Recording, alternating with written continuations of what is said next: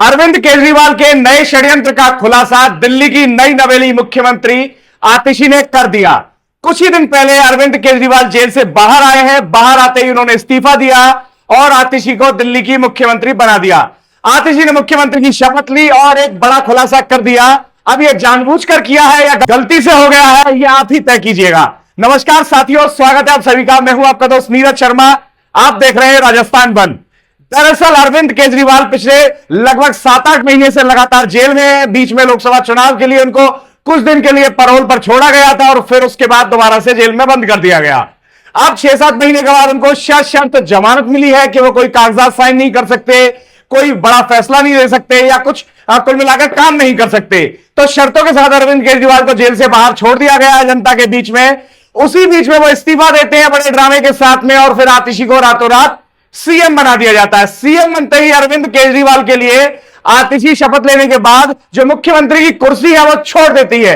बताइए, ये पूरा मैंडेट का अपमान कहेंगे या क्या कहेंगे? इसको जनता, मीडिया में चल रहा है, जनता इसको कह रही है कि दिल्ली की जनता के मैंडेट का ये पूरी तरह अपमान है कि जो सिटिंग सीएम है वो खुद कुर्सी पर नहीं बैठ रहा है और वो अरविंद केजरीवाल के लिए जो ऑलरेडी शर्तों के साथ में जमानत पर जेल से बाहर है, उनके लिए फिर से कुर्सी छोड़ दे रहा है। आपने पक्ष विपक्ष और तमाम सरकारों को यह आरोप लगाते देखा होगा सरकार के ऊपर कि भैया ये तो रिमोट कंट्रोल सरकार है। जैसा पूर्व यूपीए सरकार, यूपीए 1 यूपीए 2 के ऊपर लगते रहे कि सोनिया गांधी मनमोहन सिंह को कंट्रोल करके सरकार चलाती है।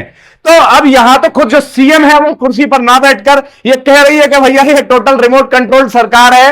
अब ये दोनों तरफ से अगर आप देखें तो जनता के मैंडेट का अपमान एक जगह पर कहा जा रहा है, दूसरी तरफ जो कोर्ट है, सुप्रीम कोर्ट है, उसके फैसले का, उसकी जमानत की शर्तों का भी अपमान इसको कहा जा रहा है। जब सशर्त यह कहा गया है कि भैया आप कोई फैसला नहीं ले सकते, कोई कैबिनेट मीटिंग नहीं ले सकते या कोई बयान नहीं दे सकते, तो अरविंद केजरीवाल ने अब आतिशी को कुर्सी पर बैठा दिया, जिस नाम के लिए जो कुर्सी पर बैठ भी नहीं रही है हकीकत में, और सारे फैसले पीछे से, पर्दे के पीछे से अब भी अरविंद केजरीवाल ही लेंगे। तो एक तो सुप्रीम कोर्ट की का अपमान हुआ, सुप्रीम कोर्ट की जमानत की शर्तों और उसके फैसले का अपमान हुआ। दूसरी तरफ जनता के मैंडेट का अपमान कि जो सिटिंग सीएम है, जिसको सीएम की कुर्सी दी गई है, वो कुर्सी पर ही नहीं बैठ रहा है।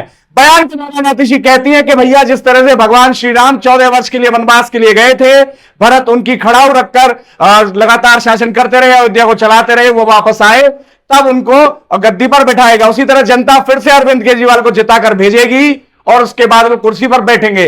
तो अब सवाल अब सीएम आतिशी से यह रहेगा कि कोर्ट की शर्तें तो बाद में बदलने नहीं वाली है। अगर सीएम दोबारा से जनता आम आदमी पार्टी को दिल्ली में चुन भी लेती है तो कोर्ट की शर्तें नहीं बदलेंगी। भगवान राम से तुलना करते हुए आतिशी आगे कहती हैं कि जिस तरह से भगवान राम 14 साल बाद वनवास से लौटे, वैसे ही अरविंद केजरीवाल भी दिल्ली की जनता के सामने पाक साफ होकर लौटेंगे। वो अपने वचन की वजह से वनवास गए थे, लेकिन अरविंद केजरीवाल शराब घोटाला करने की वजह से, पैसा चोरी करने की वजह से, मनी लॉन्ड्रिंग करने की वजह से जेल जा रहे हैं। दोनों में बड़ा फर्क है